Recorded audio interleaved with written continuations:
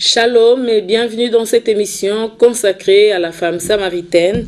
Qui était cette femme? Qu'est-ce qu'elle a fait dans la Bible pour qu'on cite son nom, pour qu'on puisse revenir sur son nom, alors qu'il y avait plusieurs femmes dans la Bible ou plusieurs femmes dans l'Ancienne Alliance qui ont fait des grandes choses pour les seigneurs. Eh bien voilà, vous les saurez dans cette émission. Je reçois pour vous le pasteur Blaise Mpongo, avec qui nous allons parler sur cette femme samaritaine. Shalom pasteur. Shalom ma soeur. Si vous pouvez nous résumer un peu l'historique ou l'histoire de cette femme, la femme samaritaine. Merci pour l'invitation. L'histoire de la femme samaritaine nous est dit dans Jean chapitre 4, à partir du verset, on peut même commencer à partir du verset 1 jusqu'en bas. Il s'agit de belles histoires de la parole de Dieu, connues presque de tous les lecteurs de la Bible. Donc, cette histoire, il s'agissait de Jésus qui revenait de la Judée. Donc, de la Judée, il voulait aller en Galilée. Et nécessairement, il devait passer par la Samarie. Et Jésus arrive dans un des villages de la Samarie qui s'appelait Sichar. Et là, Jésus va décider de faire une petite pause parce qu'il était fatigué par le voyage. Et il va demander à ses disciples d'aller dans la ville pour acheter des vivres. Les disciples vont partir et Jésus va rester là, lui seul, justement au puits de Jacob. Et environ vers la 6e ère, si on essaye de le mettre à notre temps d'aujourd'hui, ça va faire 12 heures. Donc vers 12 heures, voilà la femme samaritaine, une femme se pointe pour puiser de l'eau. Et Jésus va entamer avec cette femme un échange. Et vite l'échange va tourner vraiment à un débat houlé. Parce que la femme va de temps à autre résister le Seigneur avec sa façon de voir aussi des choses. Mais la fin de cette histoire est que cette femme a été vraiment touchée par le Seigneur Jésus-Christ. Et lorsque les disciples vont revenir, après avoir été à la ville pour acheter des vivres, ils vont se rendre compte que Jésus-Christ parlait avec une femme samaritaine. Ils étaient vraiment étonnés. Mais voilà, il s'est posé la question de quoi s'agissait ces débats, qu'est-ce qu'il parlait, ainsi de suite. Et voilà, Jésus va libérer cette femme. La femme va rentrer à Samarie pour apporter la bonne nouvelle de ce qu'elle avait entendu. Et après, les disciples vont amener à manger à Jésus. Jésus dit, non, j'ai déjà mangé. Certainement, les disciples ont dit, il a mangé une autre nourriture, quelqu'un l'a apportée. Et Jésus va dire, non, la nourriture que je venais de manger, c'était de faire la volonté du Seigneur. Voilà, Jésus qui devait juste passer en Samarie, il a été bloqué en Samarie pendant 2 jours à cause de cette femme samaritaine. Donc voilà en gros l'histoire qui nous est résumée ici dans Jean chapitre 4 de la femme samaritaine. Et pourquoi cette femme ne devrait que puiser de l'eau pour Jésus à midi, 12 heures? Est-ce qu'il y a une révélation cachée derrière cette heure? De l'eau d'abord, ce n'est pas pour Jésus qu'il voulait puiser. Elle est venue puiser de l'eau pour elle-même. Pour elle. Voilà. C'est là où elle a rencontré Jésus. Voilà, dans le puits, elle va maintenant rencontrer Jésus. C'était à 12 heures. D'abord, il faut se dire que chacun est libre de puiser de l'eau à l'heure où il veut. Donc, on peut puiser de l'eau le soir, à 12 heures, le matin, ainsi de suite. Mais une femme qui se respecte, surtout dans la tradition juive, les femmes allaient puiser de l'eau le matin pour faire quelques travaux, des tâches ménagères. Donc, même pas en Israël, même ici chez nous, les femmes vont puiser de l'eau le matin. À 12 heures, c'est beaucoup plus calme. Une femme qui se respecte avait déjà terminé tout son ménage.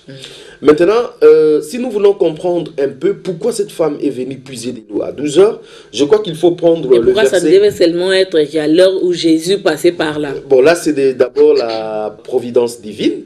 Donc, le Seigneur, il voulait toucher la femme samaritaine. Il avait un plan avec cette femme parce qu'il n'y a rien d'hasard avec le Seigneur. Donc, le Seigneur a choisi 12 heures parce qu'il savait qu'à 12 heures, cette femme va venir là.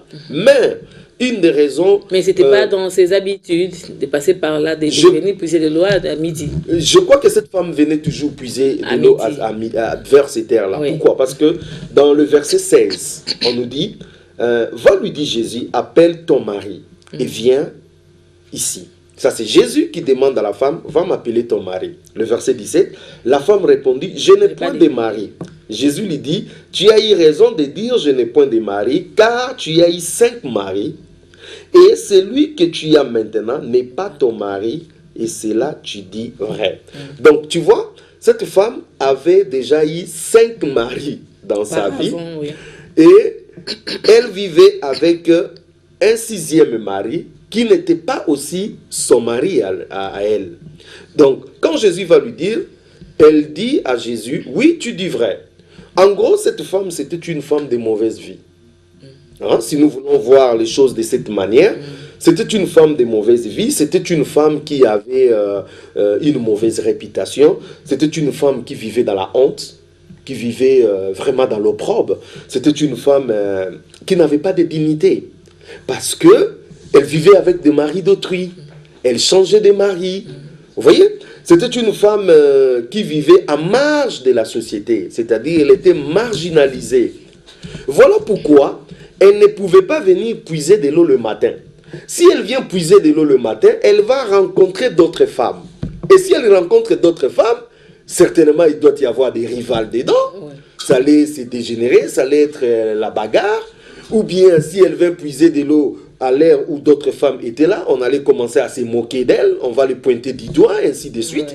Voilà pourquoi elle préfère venir puiser de l'eau au temps où elle est seule, au temps où elle se sent en sécurité.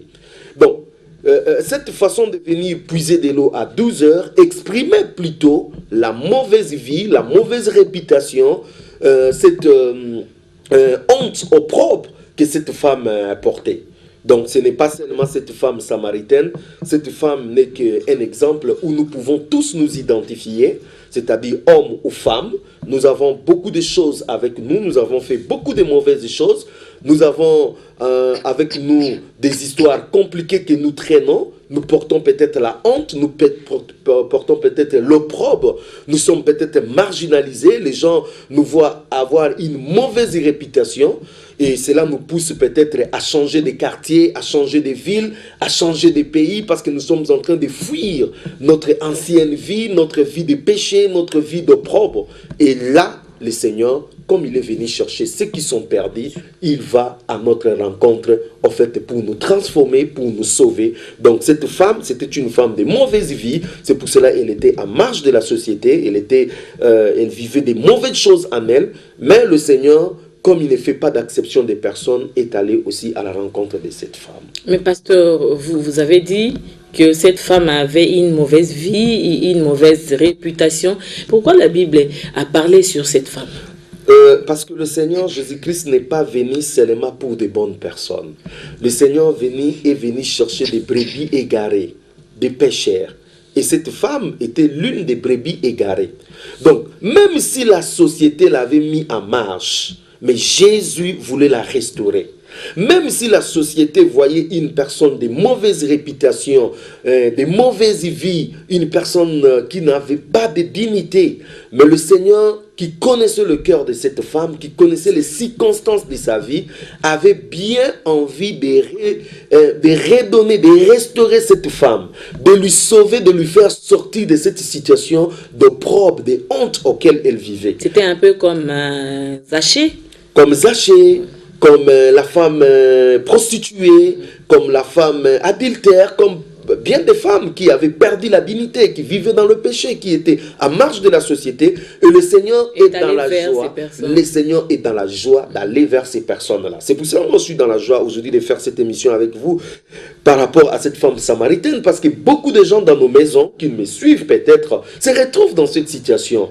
Une situation, on est parti avec un mari d'autrui, on est parti avec une femme d'autrui, une situation où on vit dans une honte, dans une vie d'opprobre, dans une vie de difficulté, dans une prison du péché, on ne sait pas comment s'en sortir. Eh bien, le Seigneur dit, je suis là pour vous, je viens vers vous, je viens vous rencontrer, et le Seigneur veut rencontrer ces gens-là pour, en fait, restaurer leur vie. Même si les gens vous prennent entre guillemets, le Seigneur Seigneur ne voit pas ce que les gens vous considèrent. Le Seigneur a une autre considération pour vous. Donc le Seigneur ne regarde pas comme nous nous regardons. Le Seigneur veut nous sauver, quel que soit le péché, quelle que soit la mauvaise vie, quel que soit ce que nous avons fait dans le passé. Jésus est là pour nous sauver. Pasteur, peut-on savoir les sujets de discussion qu'il y a eu entre la femme prostituée et le Seigneur? Voilà, la femme samaritaine a eu un débat, j'ai dit, oulé avec le Seigneur, parce qu'au fur et à mesure le Seigneur parlait, la femme réagissait. Vous voyez? Oui. Voilà, la femme réagissait et le Seigneur avançait, en fait, pour briser. C'était une sorte de question-réponse. Question-réponse, c'était vraiment va-et-vient. Une discussion, oui. Voilà, une discussion. En fait, la discussion avait pour objectif, le Seigneur avait pour objectif, non, c'est parce que le Seigneur ne nous impose pas. Il voulait à ce que la femme samaritaine puisse déverser aussi ce qui était dans son cœur. Parce qu'en réalité, ce qui était dans le cœur de la femme samaritaine n'était rien d'autre que des obstacles. Et ces obstacles-là devaient être brisés avant qu'elle reçoive en fait la révélation sur le Mashiach, le Messie. Donc, parmi les obstacles que la femme a pu présenter au Seigneur, d'abord, il y a eu le barrière culturelle.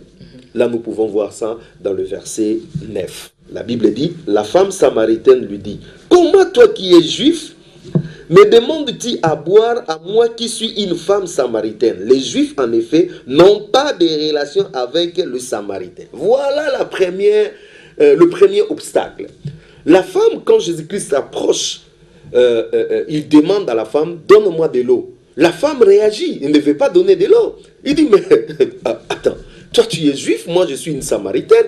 Tu sais qu'entre nous, ça n'a jamais marché. Pourquoi toi qui es un juif, tu me demandes à moi, une samaritaine, de l'eau? » Directement, il y a eu ce que nous appelons une barrière culturelle. Et la plupart des gens qui me suivent peut-être à la maison ne rencontrent pas les Seigneurs, ne vivent pas les Seigneurs parce qu'ils ont des barrières culturelles. C'est quoi les barrières culturelles? Des barrières culturelles, en fait, ce sont tout ce qui peut nous empêcher de voir Dieu dit à notre culture. Je vous donne un exemple. Vous dites, non, ce pasteur-là, il est Moulouba, moi, je ne peux pas le suivre. C'est déjà une barrière culturelle. Vous dites que non, nous, chez nous, ça ne se passe pas comme ça, il faut que ça se passe comme ça. C'est déjà des barrières culturelles. Vous dites, non, Jésus-Christ, c'est le Dieu des Blancs. Nous, ici, nous devons avoir notre Dieu en nous, le Dieu des Noirs. C'est déjà des barrières culturelles. Vous dites, non, parce que ce Blanc-là est en train de prêcher, moi, je ne peux pas suivre un Blanc prêcher, hein. Ils ont leur Dieu là-bas. Moi, ce n'est pas mon problème. Voilà. C'est comme aussi nous, quand nous suivons, lorsque d'autres Blancs nous suivent, ils disent, ah ben, bon, ces frères noirs là, ils prêchent bien, mais les noirs, on doit les prendre avec des pincettes là. Tu vois, c'est-à-dire, il y a un problème de racisme, il y a un problème de tribalisme, il y a un problème de tradition. Et tous ces problèmes-là bloque à ce que le Seigneur puisse travailler dans notre vie, à ce que le Seigneur puisse se manifester dans notre vie. Et c'est ce que cette femme a présenté. Un problème culturel. Il dit non, vous êtes des Juifs, moi je suis une Samaritaine. Il n'y a pas de relation. Et déjà quand vous vous mettez dans une situation comme ça, le Seigneur ne peut plus passer. Avant que le Seigneur passe, il faut que ces barrières culturelles puissent tomber. Vous voyez, il y a des gens carrément qui disent que donc, cette église-là, moi je ne veux pas, à cause de ça. Quand vous regardez, c'est la culture. Vous voyez, plusieurs barrières culturelles. Comment expliquez-vous, en plein ville de Kinshasa, on fait une église de Balouba? Ça ne s'explique pas, ça devient une barrière culturelle. Comment vous pouvez vous retrouver à Londres avec une église où on prêche à Lingala? Vous êtes à Londres, vous prêchez à Lingala. Comment vous allez gagner les autochtones? Ça devient un problème culturel, vous voyez. Donc nous avons avec nous plusieurs problèmes culturels. D'autres vous disent que non, nous dans notre culture, ça se passe comme ça. Même quand vous le montrez par rapport à la parole de Dieu, non, ce n'est pas son problème. Il dit non, nous dans notre culture, ça se passe comme ça. Donc, lorsque nous avons des problèmes culturels, il peut y avoir plusieurs sortes de problèmes culturels, ça ne va pas marcher. Donc, le premier obstacle... C'est une barrière. Une barrière. Qui empêche le chrétien d'évoluer. D'évoluer, même de rencontrer le Seigneur. Donc, la première des choses que Jésus-Christ devait faire, c'était de faire ôter, de briser ces barrières culturelles. Deuxième barrière, deuxième obstacle, c'est au verset 11. Les raisonnements humains. Regarde, la femme dit, hein, Seigneur, lui dit la femme, tu n'as rien pour puiser et le puits est profond. D'où aurait-il donc cette eau vive? Parce que là, le Seigneur Jésus lui dit, eh bien, si tu connaissais celui qui te demande de l'eau, c'est toi, au contraire, qui aurais demandé de l'eau. Et moi, je t'aurais donné de l'eau vive. Ah, la femme regarde et dit, eh bien, regarde-moi ce jeune homme. Il n'a même pas quelque chose pour puiser, et le puits est profond. Et il dit que non, il a de l'eau vive. Les raisonnements, c'est-à-dire, la femme a raisonné par rapport à sa manière, par rapport à l'homme. Mais il n'a pas compris que l'eau que le Seigneur était en train de parler, c'était spirituel. Vous voyez, le raisonnement. Nous raisonnons trop. C'est pour cela que nous ne savons pas voir la gloire de Dieu, parce que nous sommes dans des raisonnements. Regarde Abraham. Le Seigneur lui dit, je vais te donner une postérité. Abraham atteint un âge vraiment avancé avec sa femme Sarah. Sarah va appeler Abraham dans sa chambre et dit, écoute Abraham, si tu continues à suivre ce que ton Dieu là est en train de te dire là, tu vas aller dans ton tombeau sans enfant. Moi je te dis, est-ce que tu as déjà vu une femme de mon âge dans l'un des villages ici accoucher? Rien. Hein? Moi je te propose quelque chose. Va avec Agar, ma servante. Tu vois le raisonnement. C'est-à-dire, Sarah... La limitation. Voilà, l'homme, la tête. Sarah ne se rend pas compte que pour que Dieu lui donne l'enfant, Dieu n'a pas besoin de l'âge. Il y a combien de personnes que Dieu les a dit, je vais vous donner des enfants. Mais parce que la personne se retrouve avec des trompes coupées. Il dit, mais non, je ne peux plus avoir des enfants. On m'a déjà enlevé. Ah, mon Dieu. Même ici, on t'a enlevé la matrice. Si la parole de Dieu veut s'accomplir, ça va s'accomplir. Donc là, tu es en train de raisonner sur les raisonnements humains. Voilà pourquoi il y a des gens, le Seigneur dit, je vais te guérir du sida. La première des questions, il pose la question, est-ce qu'on a déjà trouvé les médicaments pour le sida? Mais ça n'a rien à voir avec ça. Ça, c'est les raisonnements humains. Vous voyez, prenez par exemple le cas de Lazare. Lazare, Jésus-Christ se pointe devant le tombeau de Lazare. Il dit, ôtez la pierre. Marthe vient vite, il dit, Seigneur, ça fait 4 jours qu'il est là. Il est déjà là. C'est-à-dire, ça ne peut plus marcher. Ça, c'est les raisonnements. Ils sont mauvais. Et Jésus-Christ va lui dire, si tu crois, tu verras la gloire de Dieu. Y a-t-il quelque chose qui soit impossible à Dieu? Non, rien n'est impossible à Dieu. Mais pourquoi nous sommes bloqués? Les raisonnements. Regarde Nicodème. Le Seigneur lui dit, si tu n'es né d'eau et d'esprit, tu ne peux entrer dans le royaume. Ben Nicodème va aller dans des raisonnements, il dit, comment moi qui vis avec des barbes comme ça, je vais rentrer encore dans le ventre de ma mère. Les raisonnements nous empêchent d'atteindre Dieu. Vous voyez, Dieu va voir Gédéon. Il dit, Gédéon, vaillant héros. Ah, Gédéon dit, moi je suis le plus petit de ma famille, et même ma tribu c'est la plus petite d'Israël. Raisonnement. Lorsqu'il y a des raisonnements, nous ne pouvons pas obtenir la guérison de nos esprits, de nos âmes, de nos corps. Lorsqu'il y a des raisonnements, nous ne pouvons pas avancer. Il faut briser les raisonnements. Et là, nous allons aller. Donc, deuxième barrière, Jésus-Christ va briser encore les raisonnements. Troisième barrière, au verset 12. La Bible dit, la femme dit, es-tu plus grand que notre père Jacob qui nous a donné ses puits et qui en a bu lui-même, ainsi que ses fils et ses troupeaux? Esprit de comparaison. Cette femme avait l'esprit de comparaison. Elle va comparer Jacob avec Jésus-Christ. Il dit, est-ce que toi tu es plus grand que notre ancêtre Jacob qui nous a donné ses puits? Lui-même, il en a bu ses enfants et son troupeau. Mais pourquoi les gens ne vivent pas la gloire de Dieu? Pourquoi les gens n'expérimentent pas Dieu? Parce qu'ils sont là pour comparer les gens. Tel serviteur de Dieu, il est comme ça. Tel serviteur de Dieu. Moi, j'ai horreur qu'on me compare avec quelqu'un. Vous ne pouvez pas me comparer avec quelqu'un. Moi, je suis Blaise Mpongo. J'ai ma manière de faire des choses. J'ai ma grâce à moi. N'allez pas me comparer avec quelqu'un parce que lui là, il chasse les démons. Parce que lui là, il guérit les malades. Parce que lui là, il prêche bien. Il enseigne bien. Il est ceci, cela. On ne peut pas comparer les gens. Ce qui fait assez que les gens n'expérimentent pas la gloire de Dieu. Parce qu'on est là pour comparer les gens. Vous voyez quelqu'un, peut-être le Seigneur vous a envoyé pour vous parler de la parole de Dieu. Vous commencez à regarder, ben non, lui il n'a même pas une veste. Nous, notre pasteur, il a une belle veste. Lui, il n'est même pas ceci, cela. Et du coup, ces comparaisons seront pour vous un obstacle pour ne pas voir la main puissante du Seigneur. Vous voyez? Et le dernier obstacle, là c'est grave. C'est une barrière religieuse. Écoute ce que cette femme dit. Nos pères ont adoré sur cette montagne, au verset 20. Et vous, vous dites, il faut adorer à Jérusalem. Femme, lui dit Jésus, crois-moi, l'heure vient où ce ne sera ni sur cette montagne, ni à Jérusalem, que vous allez adorer le Père. Vous adorez celui que vous ne connaissez pas. Nous, nous adorons ce que nous connaissons, car le salut vient des Juifs. Mais l'heure vient, et elle est déjà venue, où les vrais adorateurs adoreront le Père en esprit et en vérité, car ce sont là les adorateurs que le Père cherche. Donc, le dernier obstacle... Vous avez dit le verset 16. Hein? Le verset 20, à partir du verset 20.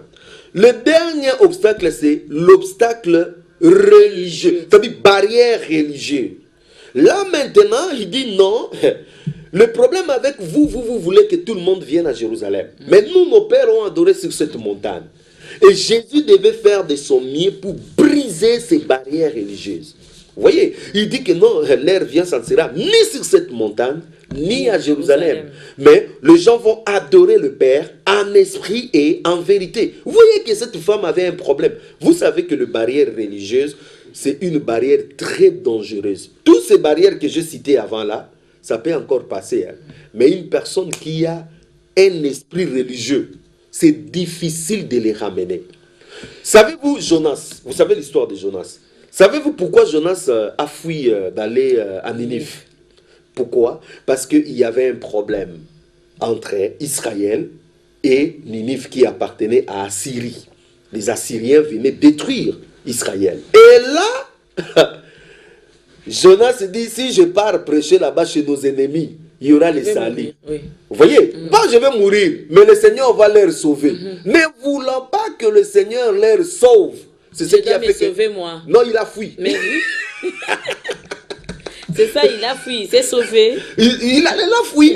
Mais malgré qu'il a fui, le Seigneur va le prendre, le ramener là-bas. Il dit, tu vas aller prêcher là-bas. Il avait un problème dans sa religieuse. Il ne voulait pas le salut pour les autres. Vous voyez? Et quand il est allé là-bas, quel était le message? Il dit, dans 40 jours, Ninive sera détruit. 40 jours seulement, Ninive sera détruit. En bon, dans 40 jours, Ninive sera détruit. Et les gens de Ninive, qu'est-ce qu'ils ont fait? Ils se sont commencés à se convertir, à pleurer. Et le Seigneur a dit, le mal que je voulais faire à Ninive, je ne ferai plus le mal. Là, il s'est détourné. Et là, le prophète Jonas se fâche terriblement. Il dit au Seigneur, c'est pour cela que je ne voulais pas venir. Jonas chapitre 4. Hein. Il dit, c'est pour cela que je ne voulais pas venir. Parce que je savais que si je viens crier ici à Ninive, tu ne vas plus détruire ces gens. Tu vas les sauver. Avez-vous déjà vu quelqu'un qui porte le message, mais qui veut à ce que les gens meurent? Problème religieux. Donc on a beaucoup de problèmes religieux. Moi je suis né dans les catholiques. Moi je suis 100% protestant. Je peux pas quitter. Le Seigneur n'a pas besoin de tout ça. Le Seigneur a prié là-bas. Nous tous on prie là-bas. Le problème ce n'est pas catholique, protestant, ainsi de suite. Le problème, avez-vous rencontré le Seigneur Jésus? Avez-vous fait une expérience avec le Seigneur Jésus? Eh bien le Seigneur Jésus est là. Il veut à ce qu'il vous rencontre dans votre problème pour faire une expérience avec vous. Pasteur, une toute dernière question. En quoi cette histoire est-elle importante pour nos chrétiens? Pour deux raisons. La première raison, le Seigneur Jésus-Christ va restaurer cette femme. Il va redonner à cette femme l'honneur qu'elle avait perdu, la dignité qu'elle avait perdue. Le Seigneur va restaurer. Quel que soit ce que nous sommes, ce que nous avons fait, lorsque nous venons au Seigneur Jésus-Christ, le Seigneur nous restaure, le Seigneur nous sauve, le Seigneur nous délivre, le Seigneur nous donne de la valeur. Vous voyez, cette femme qui était méprisée par tout le monde, c'est cette femme qui va entrer dans la ville, qui va convaincre toute la ville. La ville va sortir à cause de cette femme. Pourquoi? Alors que, de nature, selon ce que nous avons vu, cette femme fouillait les gens. Elle voulait être dans l'isolement. Elle ne voulait pas être avec tout le monde. Gens, oui. Voilà. Mais quand elle a rencontré le Seigneur, sa honte a été brisée. Son opprobre a été brisé. Son ancienne vie a été brisée. C'est comme si la voile était voilà. tombée. Si quelqu'un est en Christ, il est devenu une nouvelle créature. Oui. Toute sa vie a changé. Et cette femme était de nouveau capable de retourner vers les gens qui l'avaient fait du mal, vers les gens où il n'avait pas de considération pour les affronter et leur parler de Jésus. Donc, l'histoire de cette femme nous représente la restauration d'une personne. Des milliers de personnes qui nous suivent aujourd'hui à la télé, ils sont restaurés par cette parole, par le Seigneur Jésus, et le Seigneur Jésus est prêt de les sauver.